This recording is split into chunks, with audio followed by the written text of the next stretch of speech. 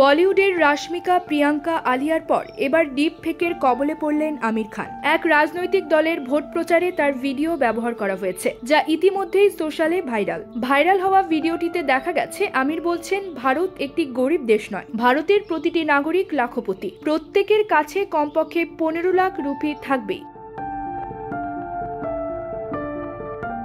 ভিডিওটি নিয়ে সরাসরি আমির মুখ না খুললেও তার মুখপাত্র ভারতীয় সংবাদ মাধ্যমকে জানিয়েছেন, আমির খান তার 35 বছরের সিনেমার ক্যারিয়ারে কখনো কোনো রাজনৈতিক দলের হয়ে প্রচার করেননি। তবে অতীতে ভোট নিয়ে মানুষের সচেতনতা বৃদ্ধিতে নির্বাচন কমিশনের উদ্যোগে তিনি একাধিকবার শামিল হয়েছেন। তবে সরাসরি কখনোই রাজনীতির সঙ্গে যোগ দেননি আমির।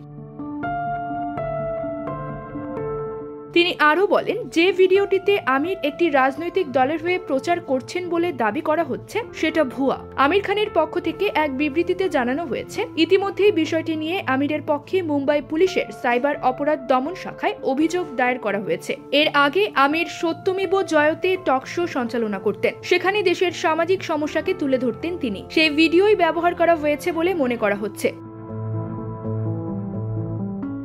লাল সিং চড্ডার ব্যর্থতার পর অভিনয় থেকে লম্বা ব্রেক নিয়েছিলেন আমির। তবে আগামীতে সিতারে জমিন পার ছবিতে দেখা যাবে তাকে, যা এই ক্রিসমাসে প্রেক্ষাগৃহে মুক্তি পাবে। তবে প্রযোজক হিসাবে ব্যস্ততা জারি ছিল তার। গত মাসেই মুক্তি পেয়েছে প্রযোজক আমিরের লাপাতা লেডিস, যা পরিচালনা করেছেন আমিরের প্রাক্তন স্ত্রী কিরণ রাও। চলতি বছরের শুরুতে ফিটনেস কোচ নূপুর শিখরের সঙ্গে গাঁটছড়া বাঁধেন মেয়ে ইরা খান। শিগগিরই অভিনেতা হিসেবে অভিষেক হতে যাচ্ছে তার ছেলে জুনেইদ খানের।